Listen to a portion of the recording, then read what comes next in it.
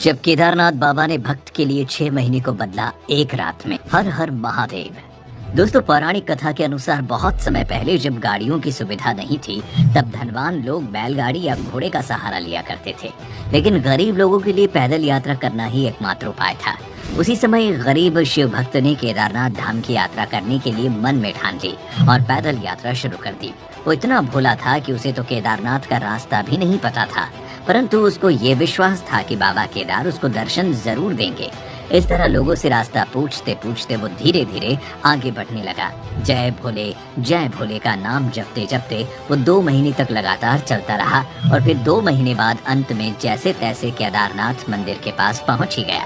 लेकिन वहां पहुंचकर उसने देखा कि चारों तरफ सन्नाटा छाया हुआ है। वो मंदिर भी बंद पड़ा है और साथ ही भारी मात्रा में बर्फ की बरसात हो रही है। ये सब देखकर उसके मन में सैकड़ों सवाल उठने लगे। सभी सवालों के साथ वो मंदिर की तरफ बढ़ने लगा। तभी उसे एक उम्मीद की रोशनी दिखाई दी। उसने देखा कि मंदिर के पंडित जी पूजा करने के बाद मंदिर का दरवाजा बंद करके अपने घर को जा रहे थे। फिर क्या था?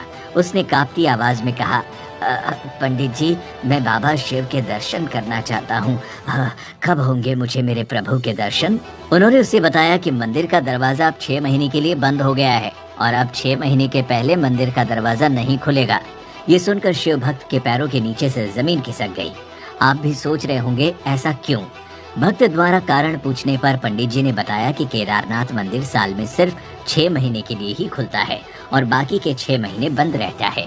ये नवंबर में दीपावली के बाद भाई दूज के दिन बंद हो जाता है, क्योंकि इस समय वहाँ बहुत अधिक बर्फ गिरने के कारण मंदिर बर्फ से ढक जाता है। ऐसे में यहाँ जाना खतरे से खाली नहीं होता। इसीलिए अप्रैल के महीने में अक्षय तृतीया के दिन मंदिर के पट खोले जाते हैं और बाबा केदार अपने भक्तों को दर्शन देते हैं। ये सुनकर शिव भक्त के होश उड़ गए। आंसुओं से उसका गला भर गया और वो वहीं फूट फूट कर रोने लगा। थोड़ी देर तक तो वो कुछ भी नहीं बोल सका, लेकिन जैसे तैसे उसने कहा, पंडित जी, मैं 2 महीने से पैदल चलकर बहुत दूर से आया हूँ। मैं बहुत गरीब हूँ। इस कड़ाके की ठंड में मैं कहाँ जाऊँगा? आप सिर्फ मुझे एक बार मेरे भोले बाबा के दर्शन करने दो। लेकिन पंडित जी कहाँ उसकी बात सुनने वाले थे। हाँ, अगर उस गरीब भक्त की जगह कोई अमीर आदमी होता तो शायद वो मान भी जाते। उल्टा उससे कहा कि या तो 6 महीने बाद आओ दर्शन के लिए, या फिर ये महीने के लिए यहीं रुक जाओ। इतना कहने के बाद पंडित जी ने अपना पल्ला झाड़ा और वहाँ से चले गए। फिर धीरे धीरे रात गहराने लगी और बर्फ भी गिर रही थी। ऊपर से पहाड़ों की ठंडी हवा मानो उसके शरीर को जगह जगह से तोड़ रही हो। लेकिन फिर भी उसने हार नहीं मानी। वो भगवान का ध्यान करते हुए बैठा रहा और मन में ठान लिया कि अब वो बाबा के दर्शन किए बिना वहाँ से हिलेगा भी नहीं।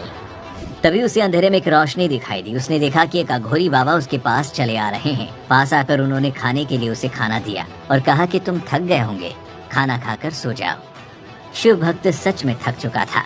खाना और आग की गर्मी मिलने के कारण उसे तेज से नींद आ गई और फिर वो गहरी नींद में सो गया।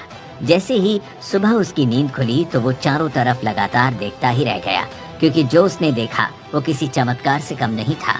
उसने देखा कि दूर दूर तक कहीं भी बर्फ नहीं दिखाई दे रही है और न ही उसे ठंड लग रही थी। वो सोचने लगा कि अचानक ये क्या हुआ और फिर उस अघोरी बाबा को इधर उधर ढूंढने लगा।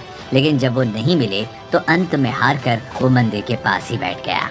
तभी उसकी नजर मंदिर के पंडित जी पर पड़ी, जो अपने सेवकों के साथ उसकी तरफ ही आ रहे थे। जैसे ही वो आगे बढ़ने वाले थे, शिव भक्त ने उनसे पूछा कि क्या मंदिर का दरवाजा आज ही खुलेगा? तब उन्होंने तुरंत कहा, जी हाँ, आज 6 महीने की ठंड के बाद अक्षय तृतीया के शुभ दिन मंदिर के पट खोले जाएंगे। वो अभी भी उस शिव भक्त को नहीं पहचान पाए थे।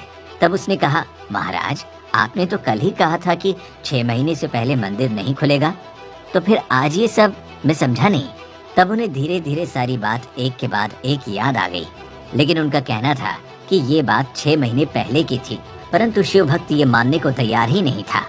फिर दूसरी तरफ जब पुजारी जी के दिमाग में बाबा केदार जी के चमत्कार से जुड़ी बातें घूमने लगी, तब उन्होंने भक्त से कहा कि कल जो जो भी उसके साथ हुआ वो उसके बारे में सब बताएं। और शिव भक्त ने ऐसा ही किया।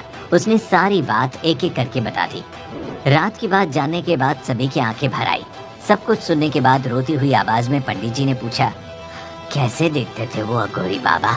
उसके बाद उस गरीब भक्त ने अपनी आंखें बंद की और कहा, एकदम अघोरियों की तरह, पूरी तरह से बैरागी, शरीर पर शेर की छाल लपेटे हुए, हाथ में त्रिशूल, भस्म लगा हुआ शरीर और रुद्राक्ष की बहुत सी मालाएं लपेटे हुए थे वो बाबा।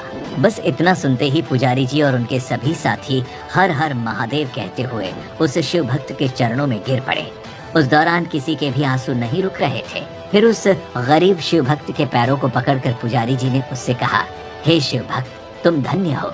तुम्हारे पास मंदिर से निकलकर स्वयं बाबा केदार आए थे और उन्होंने अपनी योग माया से तुम्हारे 6 महीने को एक रात में बदल दिया, अर्थात कालखंड को छोटा कर दिया। क्योंकि शास्त्रों में भी बताया गया है कि समय में बदलाव करने की शक्ति सिर्फ महादेव के पास है और वो अपने सच्चे भक्तों के लिए समय को भी आगे बढ़ा सकते हैं। जैसे कि बाबा केदार ने उस गरीब शिव भक्त के 6 महीने के इंतजार को एक दिन में बदल दिया और इस तरह से बदला कि भक्त को कुछ पता भी नहीं चला। वो सोया था नवंबर की रात में और उठा अप्रैल की सुबह। ऐसी ही है महादेव की कृपा, जो अपने सच्चे भक्तों का दुख हर हाल में हर लेते हैं और उन्हें साक्षात दर्शन भी देते हैं। यही कारण है कि बाबा केदारनाथ ज्योतिर्लिंग को जागृत महादेव भी कहा जाता है, क्योंकि जो भी भक्त बाबा केदार को भजता है उसकी रक्षा करने भगवान सबसे पहले आते हैं। दोस्तों, अगर आप भी भक्ति भावना से जुड़ी ऐसी किसी पौराणिक कथा के बारे में जानना चाहते हैं तो हमें नीचे कमेंट करके जरूर बताएं।